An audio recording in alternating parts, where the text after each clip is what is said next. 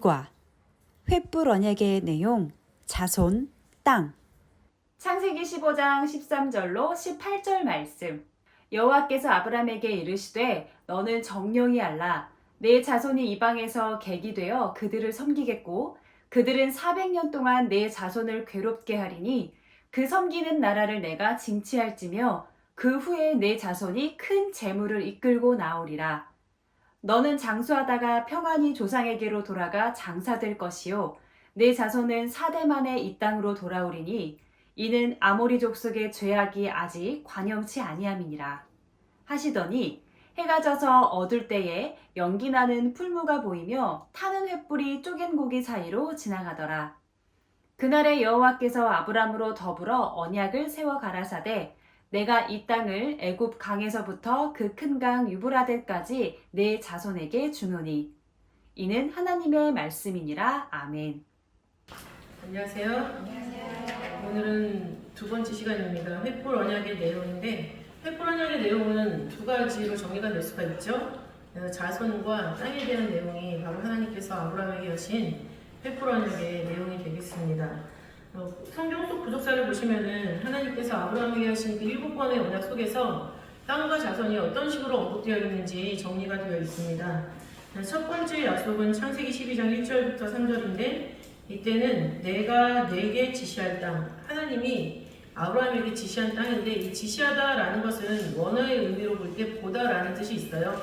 그래서 하나님이 아브라함에게 땅을 보여주시고 이곳이 그곳이다 라고 말을 해주겠다라는 것이죠.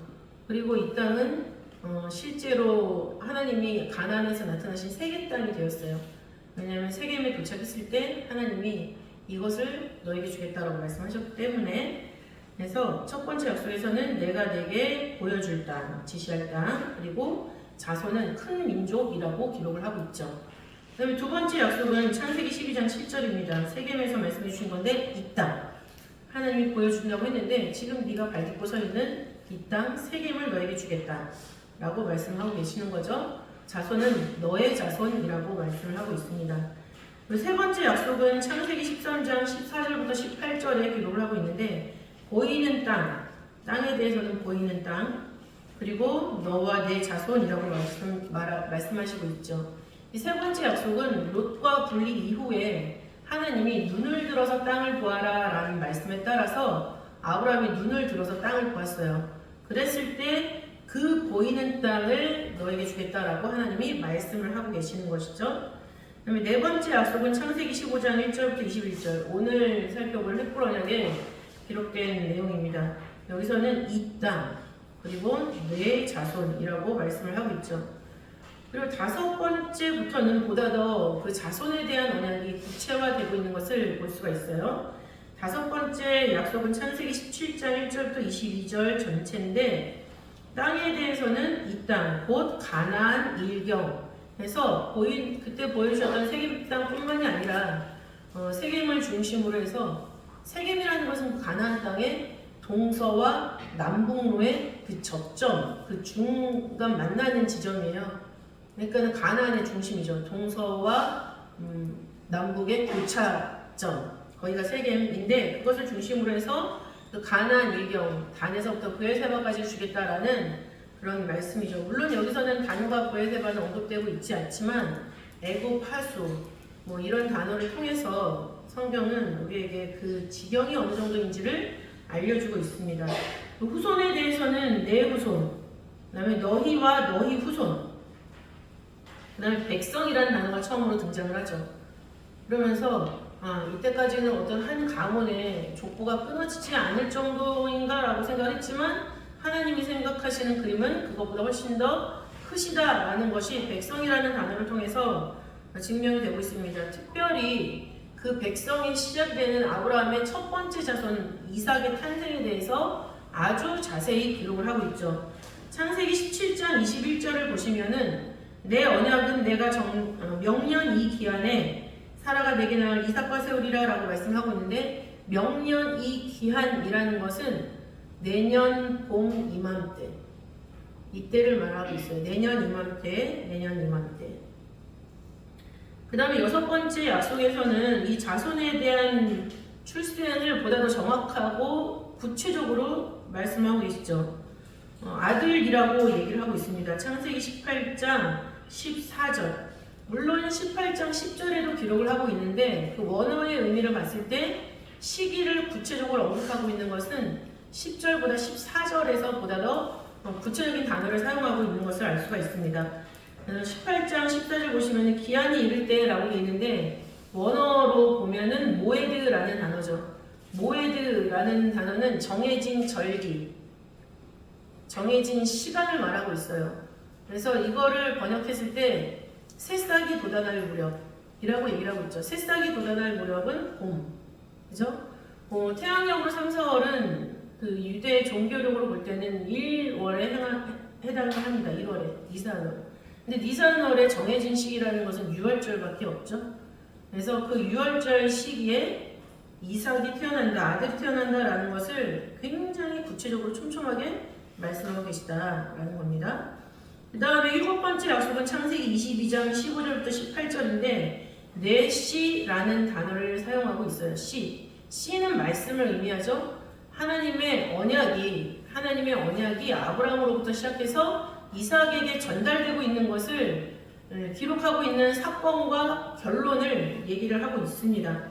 그래서 아브라함에게 맹세하신 그 맹세가 이삭에게로 전수가 되는 것으로 정리가 되죠. 특히 창세기 22장 12절을 보면 아브라함의 믿음이 인정된 것처럼 보이지만 그것이 결론이 아니라 사실은 18절이 결론입니다. 그렇게 아브라함이 언약을 잘 지켰기 때문에 이제는 그 언약이 너의 씨를 통해서 천억 만민이 복을 받는다 라는 결론으로 나오고 있죠. 바통이 이삭에게로 이제 넘겨지는 마무리 수순에 접어들었다라는 것을 알 수가 있죠. 그렇다면 이 횃불 언약을 체결하기 직전에 하나님께서는 이 언약 체결을 위해서 하나님께 무엇을 명령을 하셨는가? 제사를 드려라 라고 명령을 하셨죠. 근데 제사라는 것은 우리의 죄를 속하기 위한 목적이 있습니다. 왜냐하면 죄를 속해야만 하나님과의 대화가 가능해지는 거거든요. 그래서 죄를 속해야지 하나님이 말씀을 선포하시고 진행하시는, 뜻을 진행하시는 그런 일들이 있는데 15장 1절부터 9절까지 쭉 보시면은 창세기 15장 1절부터 9절까지 말씀을 쭉 보시면은 아브라함의 불신의 모습이 2번 등장을 합니다. 2번 등장을 하고 그것에 이어서 하나님이 그 불신을 해결하기 위하여서 제사를 드릴 것을 요구하고 계시는 것을 볼 수가 있습니다. 첫 번째 불신은 무엇이냐? 횃불 언약에 대한 내용이 자손과 땅이라고 말씀을 드렸는데 이 첫 번째 불신이 자손에 대한 불신으로 나타나고 있죠. 아브라함은 하나님이 씨를 주시고 아들을 주신다고 하셨는데 그것을 의심하고 있었어요. 창세기 15장 1절부터 이제 대화가 시작되는데 하나님이 나는 너의 방패요 지극히 큰 상급이니라 라고 말씀을 하고 있죠. 하나님이 이렇게 말씀하신 건 뭐냐면은 창세기 14장의 그 큰 전쟁, 그 큰 전쟁에서 아브라함을 승리를 하게 해주셨는데 그 전쟁이 다시 반복되지 않을까라는 자기가 그 전쟁에 대한 보복을 또 당하지 않을까라는 그 두려움에 있는 아브라함에게 하나님이 찾아가셔서 말씀을 하고 있는 거죠. 근데 여기서 하나님, 나는 너의 방패요 했을 때 그 하나님은 어떤 하나님이냐면 창세기 14장 20절에 기록된 하나님이세요. 창세기 14장 20절을 보시면은 너희 대적을 내 손에 붙이신 지극히 높으신 하나님을 찬송할지로다 라고 나와 있는데 이 하나님, 너의 대적을 너의 손에 붙이신 하나님 내가 바로 너의 상급이다. 너의 방패다. 너를 분명히 나는 지켜줄 것이다 라고 하나님이 말씀하고 계시는 거죠.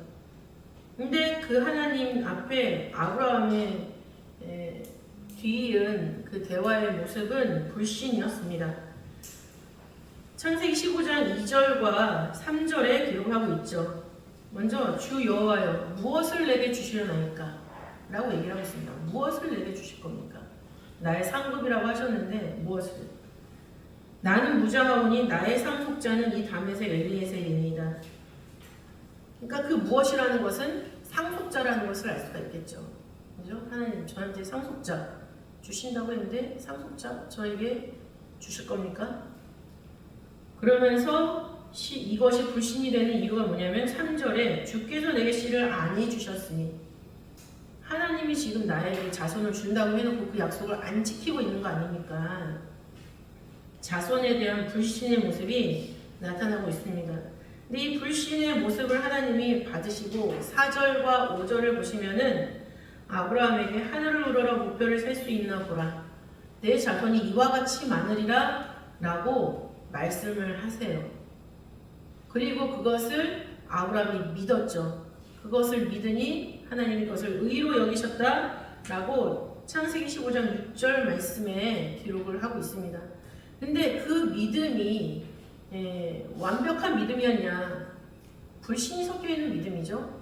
왜냐하면 믿음은 행함과 함께 일함으로 말미암아 실제가 되게 하는 것이 완전한 믿음이잖아요. 야고보서 2장 22절 23절 말씀 보시면은 아브라함이 이삭을 바침으로 말미암아 이 창세기 15장 6절이 완성되었다, 행함과 함께하는 믿음이었다 라고 기록을 하고 있거든요. 그러니까 15장 6절은 어떤 것이냐면은 아브라함이 여호와를 믿으니 라고 했을 때 사역형을 쓰고 있어요. 사역형 문법으로. 사역형이라는 것은 그렇게 만드셨다는 얘기죠. 하나님이. 그래서 믿게 하셨다, 확고하게 하셨다라는 거죠. 그랬을 때 여호와께서 이를 그의 의로 여기시고, 여겼다는 얘기예요. 우리가 뭐를 여겼다라는 것은 딱 그거랑 매칭이 됐다라는 뜻입니까? 그게 아니죠. 완벽한 매칭이 안 됐지만 그렇게 인정을 해주시는 거예요. 그래서 여기시다라는 것은 히브리어 하샤브라고 하는데, 하샤브, 엮다, 공작하다라는 뜻이 있어요. 하나님의 메이킹이 들어가고 있다는 얘기예요. 느헤미야 9장 7절 8절 보면은 7절 8절 보면은 아브라함에 대한 역사인데, 그 아브라함의 역사의 시작이 하나님께서 시작을 하셨고 마지막이 하나님이 이루셨다라고 기록을 하고 있어요. 그러니까 하나님이 아브라함을 통해서 반드시 이루셔야 되는 그런 구속의 섭리가 있다라는 거죠. 그것을 위해서 하나님이 부족했던 아브라함을 믿어주고 만들어주고 그것이 실제가 되게 하는 모든 전 과정에 개입을 하고 계시는데, 그 아브라함의 불신조차 하나님의 말씀으로 덮으시면서 그것을 믿었다, 그러니까 너는 의롭다 라고 인정을 해주시고, 이제 그 의로움이 진짜 아브라함이 이뤄서 만들어질 수 있도록 아브라함을 도와주시는 역사로 16장, 17장, 18장, 22장까지 가고 있는 거예요. 그랬을 때 아브라함의 화답의 모습은 야고보서 2장 21절, 23절에 이제 최종 이삭을 바치는 것으로 완전히 실제가 된 믿음이 되었다라는 것으로 기록을 하고 있죠. 21절 보시면은 우리 조상 아브라함이 그 아들 이삭을 제단에 드릴 때 행함으로 의롭다 하심을 받은 것이 아니냐 라고 말씀하고 있거든요. 그러니까 창세기 15장 6절에서 하나님이 믿어주신 그 믿음, 믿어주신 의로움이 아브라함이 행동하는 믿음으로 말미암아 실제가 되게 하고 진짜 하나님한테 최종 됐다라고 도장을 받았다라는 거예요. 그랬기 때문에 믿음이 행함으로 말미암아 믿음이 온전케 되었다. 믿어주신 것을 온전하게 했다. 그것을 23절, 야고보서 2장 23절에서는 말씀이 응하였다라고 말씀을 하고 있죠. 하나님이 믿어주신 것을 아브라함이 실제가 되게 함으로 말미암아 하나님의 말씀, 1.1획도 틀림없이 이루어지는 하나님의 말씀이 아브라함을 통해서 완성되었다라는 것을 기록을 하고 있습니다. 그 다음에 두 번째 불신의 모습은 땅에 대한 불신의 모습이 나옵니다. 땅에 대한 불신의 모습. 자손에 대한 불신은 하나님이 해결을 해주셨어요. 땅에 대한 불신. 15장 17절, 창세기 15장 7절 말씀 보시면은 나는 이 땅을 내게 주어 업을 삼게 하려고 너를 갈대아 우르에서 이끌어낸 여호와로라 라고 말씀하고 있죠. 이 땅은 가나안 땅이에요. 한 땅이죠. 왜 하필이면 한 땅일까요? 노아의 세 자녀 셈, 함, 야벳 세 명을 봤을 때 함이 문제가 있었어요. 그러니까는 셈과 함의 그 그것이 완전해지려면 한 땅까지도 회복이 돼야지 하나님의 모든 이 지구 전체 인류를 향하여서 펼치시는 구원 섭리가 완성이 되는 거고 그 틈이 메꿔지는 거죠. 그래서 함이 냈던 그 틈, 그 구멍을 메꾸시기 위해서 하나님이 그 함 땅, 가나안 땅에 하나님을 믿는 백성으로 채우시는 그런 과정을 볼 수가 있습니다. 그래서 하나님이 이 땅을 너에게 주겠다 라고 말씀하시죠. 그런데 이거에 대해서 8절 아브라함이 증거를 내놔라 라고 얘기를 합니다. 주 여호와여 내가 이 땅으로 업을 삼을 줄을 무엇으로 알리이까? 라고 반문을 하고 있죠. 하나님이 나한테 이 땅을 주신다고 했는데 뭘 보면 그 증거가 뭡니까? 라고 질문을 하고 있는 겁니다. 바로 아멘이 나오지 않는다라는 거죠. 요한복음 16장 9절은 죄라는 것은 불신이라고 얘기를 하고 있어요. 요한복음 16장 9절 말씀을 보면 죄에 대하여라 함은 저희가 나를 믿지 아니하며 하나님이 파트로 매주를 쓴다고 해도 아멘 하면 될 일인 거라는 얘기죠. 인간 상식에 벗어나는 일이 있다 하더라도 하나님이 된다 하면 아멘 하고 의심 없이 믿고 그것을 위해서 나는 무엇을 해야 될 것인가? 하나님 그럼 저는 뭘 할까요? 이런 응답이 나와야 되는데 그걸 어떻게 알아요? 라는 그런 말이 아브라함 입에서 나왔다는 얘기예요. 그래서 이 말이 끝나니까는 하나님이 뭐라고 말씀하세요? 제사를 드려라. 제사를 드려라. 이 제사는 아브라함의 불신의 모습을 회복하는 그런 것도 있고 그 다음에 아브라함, 믿지 못하는 아브라함이 증거를 요구하기 때문에 어떤 식으로 이 땅이 너의 것이 될 것인지 보여주겠다 라는 의미, 두 가지 의미가 담겨있는 그런 내용이 되겠습니다. 그래서 창세기 15장 9절부터 11절 말씀을 보면 3년 된 암소, 3년 된 암염소, 또 3년 된 수양과 산비둘기와 집비둘기 새끼를 취해서 제사를 드려라 라고 하나님이 요구하실 때 아브라함이 그 모든 것을 취하여 그 중간을 쪼개고 쪼갠 것을 마주대에 놓고 그 새는 쪼개지 아니하였다 라고 나오죠. 새를 쪼개지 아니하면 어떻게 될까요? 새가 날아갈 수가 있겠죠. 그래서 하나님이 레위기에서 제사법을 말씀을 하실 때 산비둘기와 집비둘기를 잡을 때는 날개를 잡고 몸을 찢으라고 했어요. 근데 완전히 찢지는 말아라. 그럼 날개를 잡고 몸을 찢으면 어떻게 되겠어요? 못 날아가겠죠. 그죠? 그래서 그 기록이 레위기 1장 14절부터 17절에 기록을 하고 있습니다. 아주 가난한 사람들, 그러나 아무리 가난해도 하나님한테 예배는 드려야 되죠. 그래서 그 사람들을 위해서 그러면 산비둘기나 집비둘기, 산비둘기는 산에 나가서 잡는 거죠. 잡아서 드려라 하면서 드리는 방법을 말씀하고 있는데 특별히 17절 말씀 보시면은 그 날개 자리에서 그 몸을 찢되라고 말씀하고 있어요.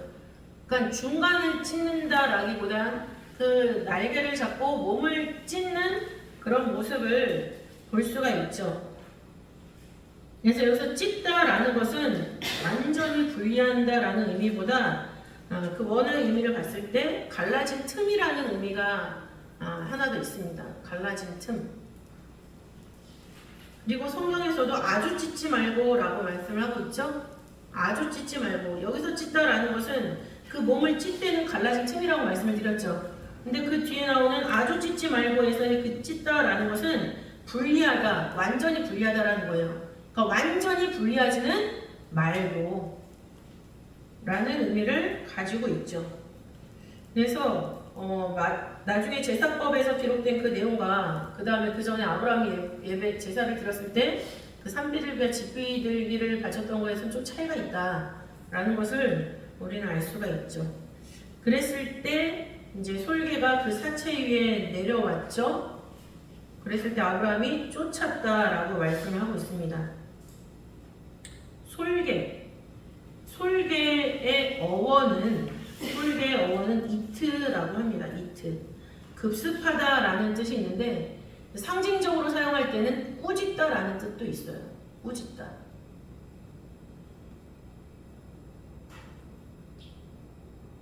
그리고 그 솔개가 사체 위에 내렸다라고 했는데 아브라함이 쫓았다라고 기록을 하고 있죠.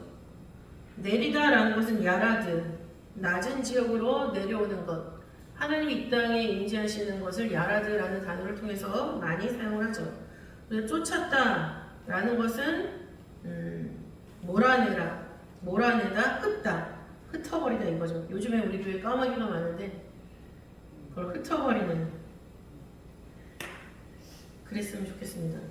자, 집비둘기, 산비둘기는 예수님도 드렸어요.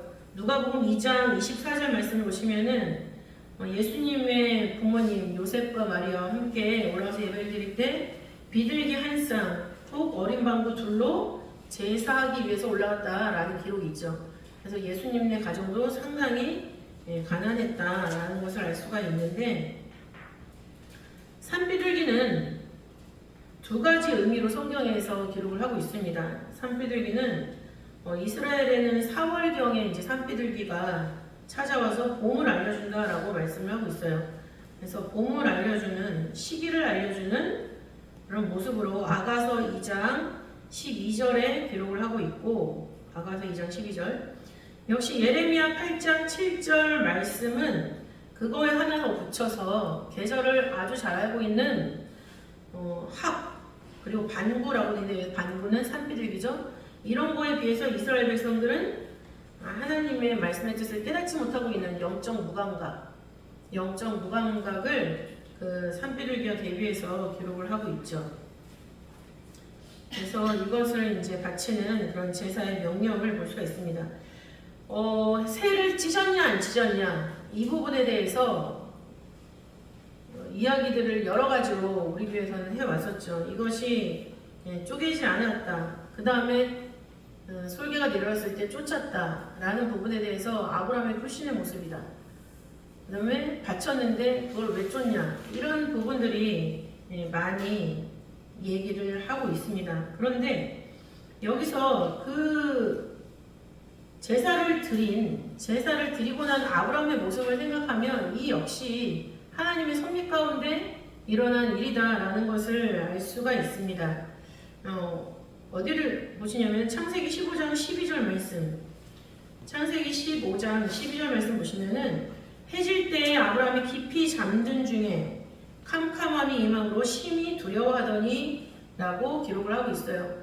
근데 여기서 심히 두려워했다, 캄캄함이 임했다 라는 걸 통해서 이게 아브라함이 제사를 잘못 드렸기 때문에 두려워했다 라는 것으로 표면적으로는 우리가 이해를 할 수가 있습니다. 그러나 이면적으로 볼 때는 하나님의 크신 구속사의 그림을 알려주기 위해서 아브라함을 깊이 잠들게 하신 것을 우리는 생각을 할 수가 있죠. 거기서 보시면은 아브라함이 깊이 잠든 중에 라고 하고 있는데, 깊이라는 것은 원어로 타르데마라고 합니다. 타르데마는 깊은 잠, 무아지경, 그리고 공동 번역에서는 신비경에 빠졌다라고 기록을 하고 있어요. 이 신비경이라는 것은 사람의 어떤 역사로 뭔가 추측할 수 있는 그런 상황이 아니고 굉장히 신비로운 상태를 경험하는 것을 신비경이라고 얘기를 하죠. 근데 이 타르데마라는 것이 창세기에 딱 2번 사용이 됐습니다. 첫 번째 사용된 장소가 어디냐면은 창세기 2장 21절이에요. 창세기 2장 21절. 여호와 하나님이 아담을 깊이 잠들게 하시니 라고 기록을 하고 있는데, 이거는 돕는 배필을 주시기 위해서 하나님이 아담을 깊은 잠에 빠져들게 만드는 것을 말씀하고 있는 거죠. 근데 여기서 깊이 잠들다 라는 단어가 타르데마라는 같은 단어를 사용을 하고 있습니다. 그래서 이 깊은 잠에 빠져들므로 말미암아 돕는 배필을 주시고 그로 더불어서 신앙 전술을 하고 같이 하나님의 뜻을 이루게 하시는 그런 하나님의 섭리가 진행되는 순간이었죠. 근데 그 타르데마를 창세기 15장 12절에 아브라함이 깊이 잠들었다 했을 때 그 깊이라는 단어로 사용을 하고 있다라는 거예요. 그러니까 처음에 말씀드린 것처럼 횃불 언약은 하나님이 앞으로 구원 섭리요. 아브라함의 불신을 제사하는 그런 의미도 있지만은 이면적으로 봤을 때는 하나님의 구속의 섭리를 어떤 식으로 진행하실 건지 아브라함에게 증거를 달라고 하니까 그래 알려주겠다라는 그런 구원 섭리의 역사도 담겨져 있다라는 거죠. 그래서 아브라함이 깊이 잠든 중에 캄캄함이 임하였다라고 말씀을 하고 있죠. 캄캄함이 임함으로 심히 두려워하더니라고 되어 있는데, 그래서 잠들었다라는 거랑 캄캄함이 임했다라고 했을 때 그 임하다라는 그 두 가지 단어는 전혀 다른 단어처럼 보이잖아요. 그죠? 잠들었다라는 것과 임했다라는 거는 전혀 다른 느낌인데 원어를 보니까는 같은 단어를 써요. 나팔이라는 단어. 나팔. 그래서 잠든 중에에 해당하는 의미는 자신을 던져지다. 그러니까 하나님이 그 깊은 잠에 빠지게 하실 때 거기에 던져지고 있는 그런 아브라함의 모습을 볼 수가 있죠. 그랬을 때 역시 임했다. 캄캄함이 임했다. 이것은 공격하다라는 의미가 있습니다. 공격하다라는 의미. 똑같은 나팔이라는 단어인데 잠들었다라는 것을 아브라함, 사람에게 적용해 볼 때는 자신이 내던져지다라는 거죠. 그리고 외부에서 무엇이 온다라고 했을 때는 공격하다라는 의미가 된다라는 거예요. 그래서 아브라함이 그 깊은 잠에 빠져들면서 하나님이 아브라함으로 하여금 거기에 내던져지게 하시고 그 다음에 어떤 캄캄함이 공격하게 하는 그런 역사가 있다라는 거죠. 그 캄캄함은 하쉐카라는 단어를 쓰고 있는데 하쉐카 시편 82편 5절에 기록을 하고 있는 단어죠. 저희는 무지무각하며 흑암 중에 왕래하니 땅의 모든 터가 흔들리도다 라고 기록을 하고 있습니다. 그래서 흑암 중에 라는 단어가 하쉐카라는 단어고 창세기 15장 12절의 캄캄함이랑 똑같은 거예요. 지금 하나님 앞에 땅을 줄 수 있는 증거가 뭡니까? 라고 물어보는 그 아브라함의 질문 자체가 무지무각한 흑암 중에 왕래하는 그런 상태의 모습.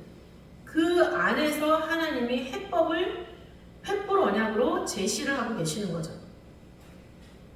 그래서 이 창세기 15장 12절의 이 상태가 믿음으로 굳건해진 그런 튼튼한 상태는 아니다 라는 것을 알 수가 있어요. 그러나 그 모든 상황 속에서도 하나님이 아브라함을 가지고 역사를 하고 계시다라는 것을 우리는 알 수가 있죠. 그리고 뒤이어서 나온 것이 아브라함에 대한 어떤 벌의 모습이 아니에요. 횃불 언약의 내용을 보면 아브라함은 장수한다고 그랬거든요. 그러니까 벌의 모습이 아니라 구체적으로 이스라엘 민족이 어떤 식으로 진행이 될 것이다 라는 것을 알려주는 면에서 이 아브라함이 알지 못하고 흑암 중에 있는 이 모습 가운데서도 하나님이 역사를 하셔서 하나님의 구원 섭리는 이런 식으로 진행할 것이다 라고 아브라함을 깨우쳐 주시는 그런 모습이다라는 거죠.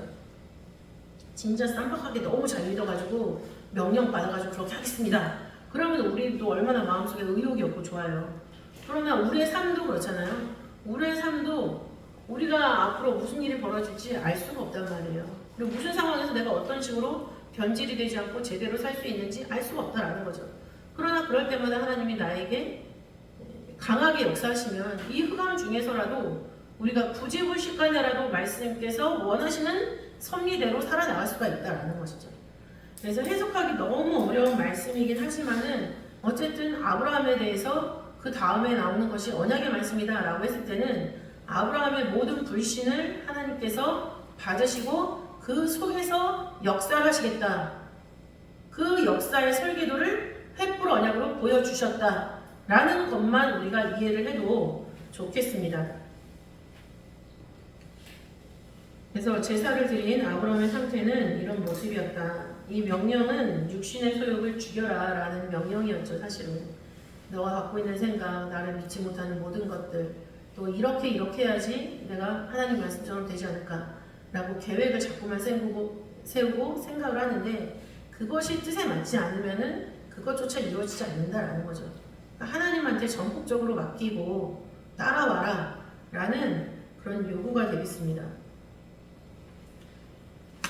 그러면은 이제 횃불 언약의 내용은 과연 무엇일까? 있었을까라는 것을 생각을 해보죠. 창세기 15장 13절부터 21절에 기록을 하고 있죠. 첫 번째 내용은 아브라함의 자손이 이방에 계기되어서 이방을 섬기는 기간 400년에 대한 언급을 하고 계십니다. 13절에 기록을 하고 있죠. 그러나 이스라엘 백성들이 애굽에 거주한 기간은 모두 몇 년이죠? 430년이에요.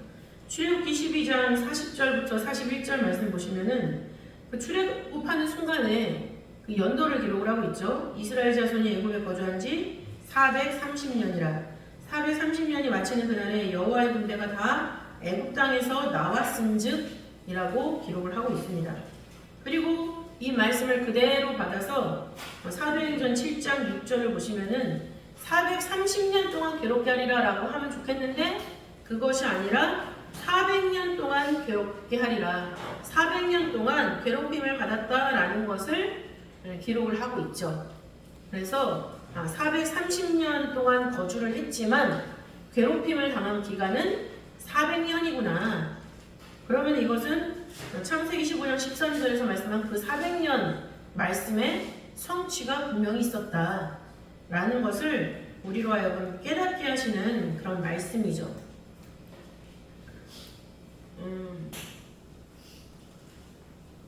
괴롭힘을 요셉을 알지 못하는 새 왕이 일어나서 애굽을 다스렸다. 이 새 왕이 일어나서 이스라엘 백성들이 너무나 자손들이 번성을 하니까 2살 이하 다 사내아에 있는 모조리 낳는 족족 다 강에 던져서 죽여라 라고 얘기를 했죠. 그죠? 그 왕이 투투모스 2세 1세라고 합니다. 힉소스, 이집트는 왕조들이 여러 번 반복이 되는데 그 중에서 요셉 때 요셉에게 호의적으로 있었던 그 왕조는 힉소스 왕조라고 하죠. 힉소스, 셈 계열입니다. 아시안 계열이죠. 그 계열의 힉소스 왕조가 15, 16, 17대 왕조를 지냈어요. 근데 그것이 끝나면서 18왕조가 들어섰는데 그 18왕조의 세 번째 왕이 투투모스 1세예요. 근데 이 사람들은 순수 애굽인이에요. 순수 애굽이기 때문에 섞여 있거나 이민족에 대해서는 굉장히 탄압하고 강압하는 그런 정책을 썼겠죠.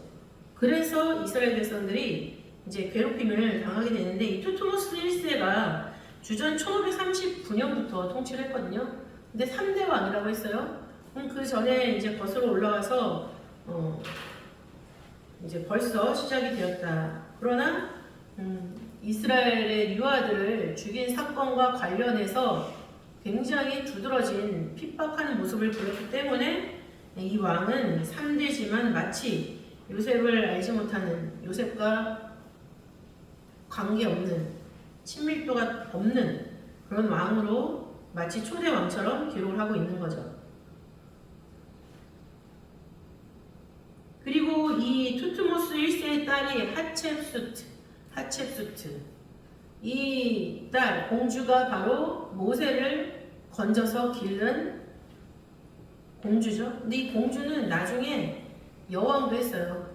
왜냐면은 그 투투모스 2세가 병약 결혼했는데 투투모스 2세랑 결혼을 했거든요. 근데 병약해서 그 투투모스 2세가 죽었어요.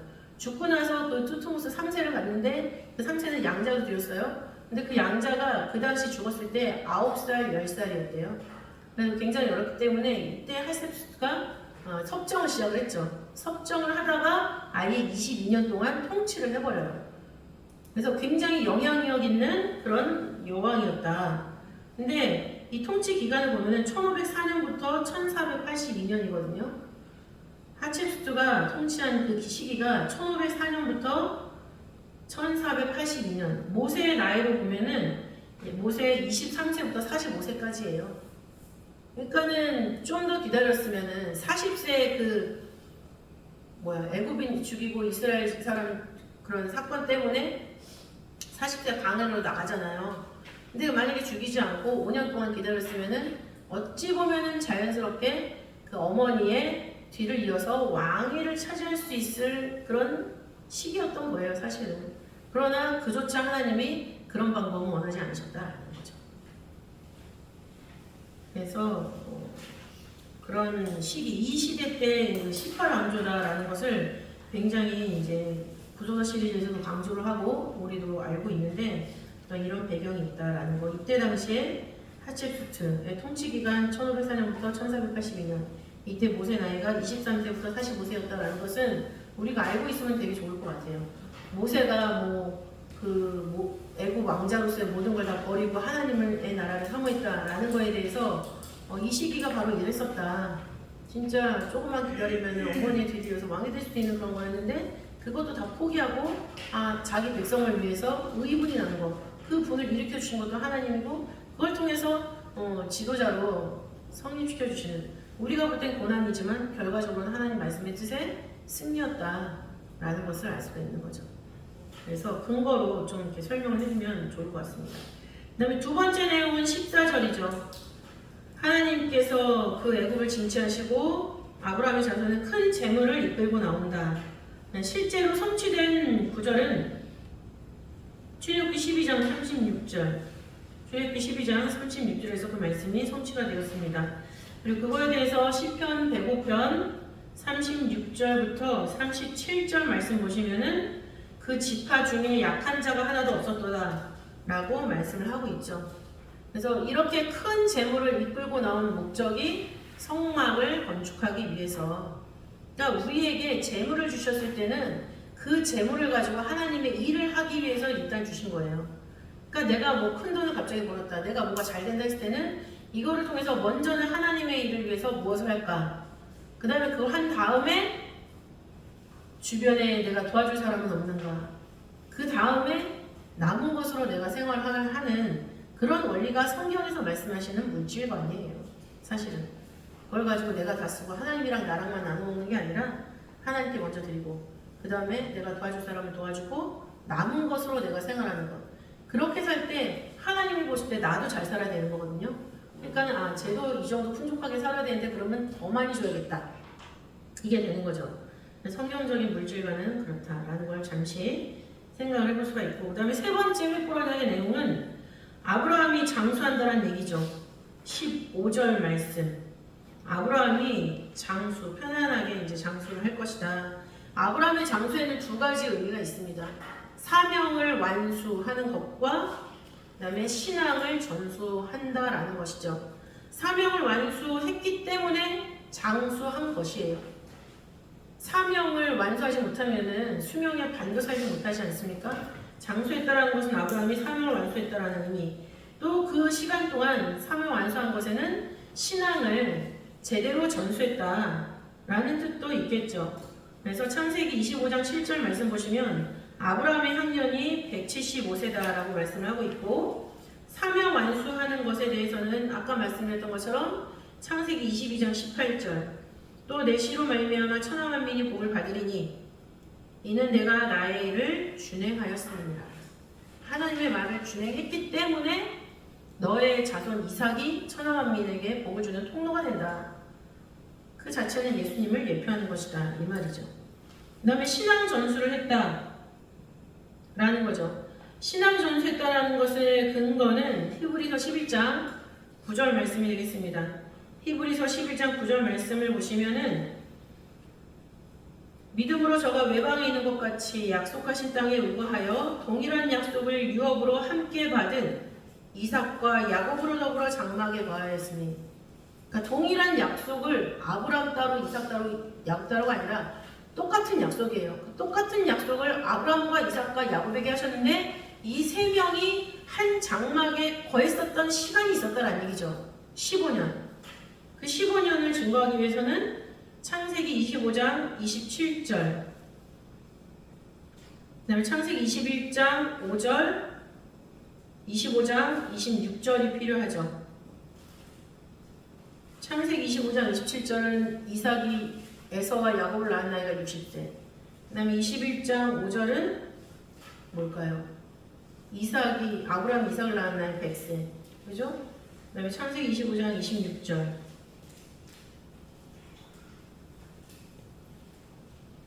그래서 그것을 계산을 하면 이제 15년 동안 한 장막에 있었다. 야곱이 장막에 거하는 종용한 사람이었다라고 얘기를 하고 있죠. 그 장막 안에 누가 있었습니까? 아브라함이 있었고 이삭이 있었다. 장막에서 신앙전수의 교육이 이루어졌다라는 것이죠. 그 다음에 장사되는 것, 창세기 25장 10절이죠. 우리가 다음 시간에 공부할 막벨라 밧불, 다음 시간에 공부할 건데 막벨라 밧불을 아브라함이 사서 그 아브라함과 사라가 거기서 장사되었다라는 말씀이 창세기 25장 10절에 기록하고 있습니다. 이렇게 신앙 전수가 됐기 때문에 아브라함, 이삭, 야곱이 바로 하나님을 소개하는 단어가 된 거예요. 출애굽기 3장 15절을 보면은 하나님을 소개할 때 나는 아브라함의 하나님, 야곱, 이삭의 하나님, 야곱의 하나님이라고 이스라엘 백성에게 얘기해라. 그러니까 하나님을 소개하는 수식어가 된 거예요. 얼마나 영광스럽습니까? 그리고 산자의 반열에 올랐죠.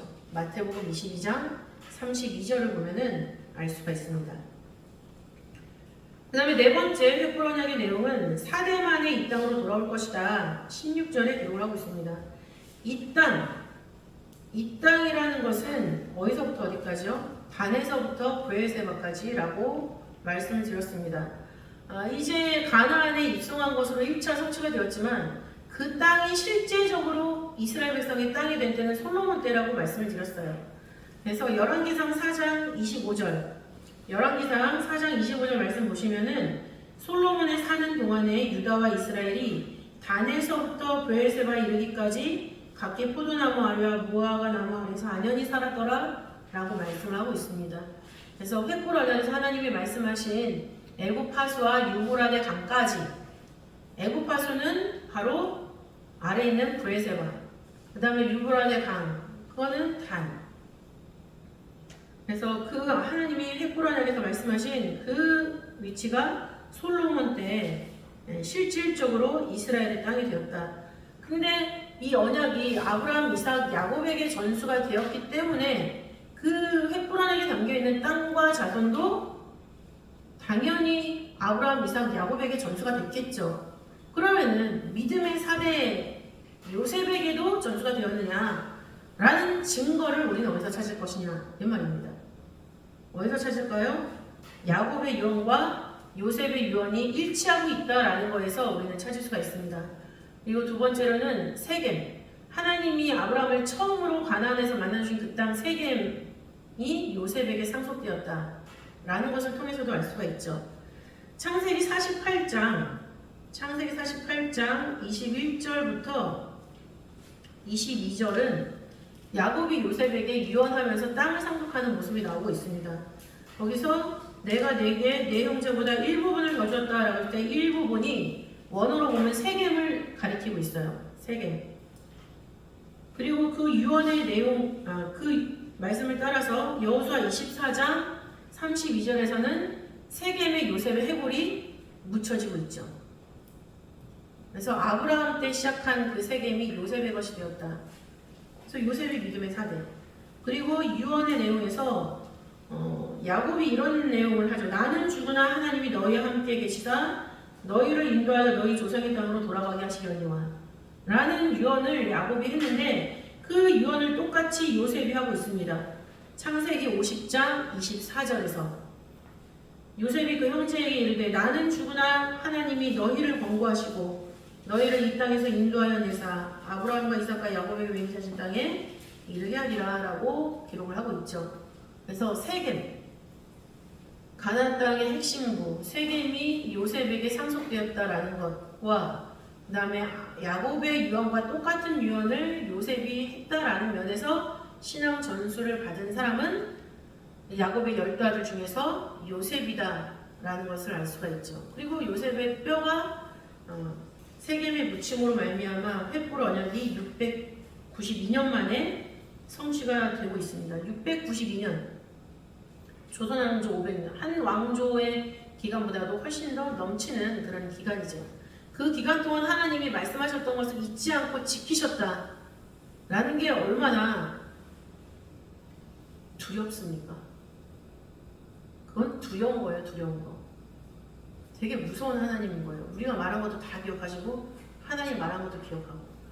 학교에서 아이들을 가르치다 보면 아이들이 가장 무서워하는 선생님이 누구냐면 약속한 것을 지키는 선생님을 제일 무서워해요. 숙제 안 해오면 이거 한다, 뭐 잘하면 이렇게 한다.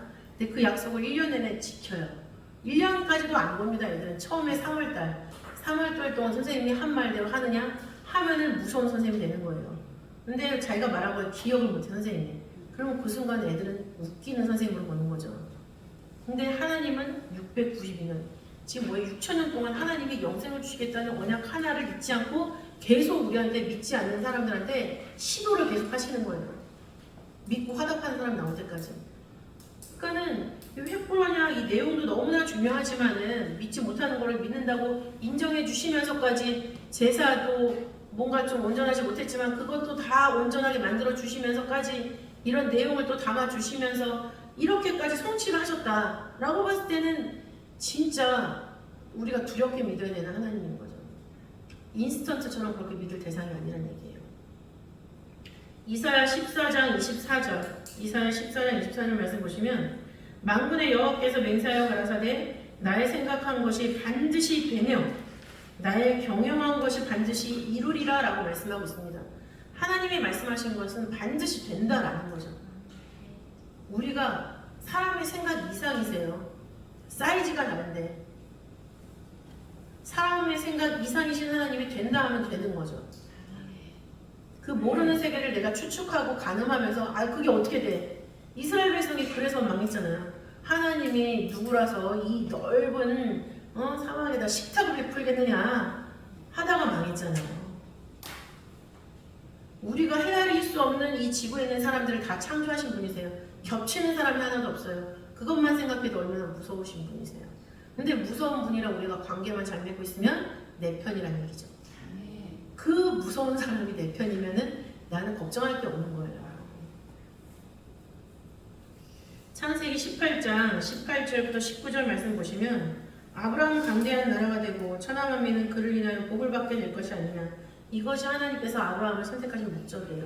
강대한 나라, 하나님의 나라를 이루시고 그 다음에 천하만민이 복을 받게 하시는 것이 하나님의 큰 그림이죠. 그거를 위해서 필요한 것이 뭡니까? 실천사항이 자식과 건속에게 여호와의 도를 지켜 의와 공도를 행하게 하는 것. 지식적으로 전달하는 게 아니라 지키게 만들고 말씀을 행하게 만드는 것이 실천사항이에요. 하나님의 목적을 이루기 위한. 그러면서 그를 택하였나니 이는 나 여호와가 아브라함에게 대하여 말한 일을 이루려 함이니라 라고 말씀하고 있죠. 하나님이 이루게 하신다는 얘기예요. 이루게 하신다. 하나님이 이루신다는 얘기죠. 느헤미야 9장 7절 8절 확인해보고 마치겠습니다. 느헤미야 9장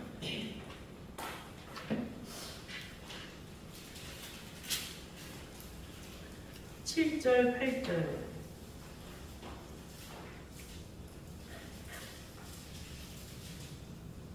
7절 말씀을 먼저 읽어볼게요. 시작. 주는 하나님 여호와시라. 옛적에 아브라함을 택하시고 갈대아우에서 인도를 내시고 아브라함이라는 이름을 주시고 라고 하면서 하나님이시라. 하나님이 이제 하신다라는 선포예요. 그래서 하나님이 택하시고 인도하시고 이름도 주셨어요. 이름 주시다. 이름 주시는 거 이거 위임하다라는 의미가 있다라고 말씀을 드린 적이 있습니다. 그리고 8절 마지막에 보니까는 뭐라고 하고 있어요? 그 말씀대로 이루셨사오니 주는 의로우심이로소이다 라고 말씀하고 있어요. 아브라함의 믿음을 의로 여기셨던 그 의로움이 하나님이 주신 의로움이에요. 아브라함이 스스로 발현해서 완성한 그런 의로움이 아니라. 그러니까 시작부터 그 말씀대로 이루신 모든 것이 다 하나님의 의로, 하나님의 의지, 하나님의 섭리로 완성이 되었다. 거기에 몸을 맡길 때 우리가 아브라함과 같은 사람이 될 수가 있다라는 거죠. 그래서 횃불 언약의 내용은 너무나 어마어마하고 한순간에 순간적으로 이루어질 일이 아니었지만 하나님이 매 순간 잊지 않고 그걸 이뤄나가는 순간이었다라는 거죠. 692년 동안 하나님이 아무 일도 안 하다가 갑자기 요셉의 입을 딱 묻은 다음에 됐다. 이게 아니에요. 그거를 위해서 692년 동안 하루도 빼놓지 않고 일하신 하나님이라는 거죠. 그 열심히 지금 우리를 만들어가고 계세요. 우리를 메이킹 하시고 우리를 완성 그 메이킹 하신 대로 실제로 되게 하려고 우리한테 계속 작용을 하시는 거예요. 그러면 하나님이 나한테 무슨 작용을 하시는지 우리가 그거를 보고 거기에 우리의 영과 혼과 육을 맡겨야 된다는 거죠. 그런 사람이 횃불언약의 최종적인 성취자가 되는 거고 신령한 요셉이 되는 것입니다. 하나님의 마지막 결실로서 오늘 맥주감사도 진짜 나를 드리는 그런 귀한 시간으로 삼으시고 또 그런 시간이 됐을 때 뭔가 좀 공기가 달라진 것 같고 내 안이 뭔가 시원해지는 것 같고 그런 느낌을 가지고 7월 달부터 힘차게 출발하는 우리 어린이 벌송기 선생님들이 있으면 좋겠습니다. 기도하시고 공헌하시겠습니다. 사랑이 많으신 아버지 하나님 감사드립니다. 아버지 하나님 말씀의 뜻과 계획은 너무나도 원대하고 깊어서 아버지 정말 이렇게 육신의 한계를 가지고 있는 우리로서는 도저히 깨달을 수가 없는 그런 말씀들도 많이 있습니다. 그러나 아버지 하나님 저희들에게 이 모든 말씀이 깨달아질 때 그야말로 밝은 불이 어둠 가운데 켜졌을 때 그림자 하나 없이 밝아지는 것과 마찬가지로 저희들에게 그런 밝은 깨달음을 허락해 주신 줄 믿습니다.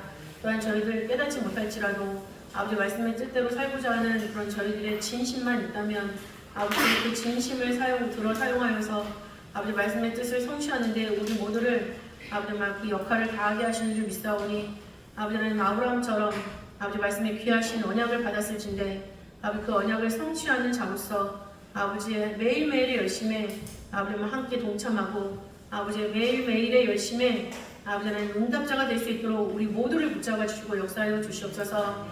우리뿐만 아니라 우리의 자녀들 역시 우리보다 좋은 믿음으로 아버지 청출 어람할 수 있는 그런 귀한 신앙으로 거듭날 수 있도록 붙잡아 주셔서 우리 아이들이 하나님 아버지의 말씀의 뜻을 한 사람도 나부작 없이 다 받들어 드릴 수 있도록 인도하시고 그러므로 말미암아 때가 늦춰지는 것이 아니라 아버지 때가 아버지께서 정하신 때에 정확하게 이루어지는 그런 놀라운 역사를 저희들 눈으로 목격하고 몸으로 체험할 수 있도록 아버지께서 역사하여 주시옵소서. 주신 말씀에 감사하여 공헌하는 가운데 있습니다.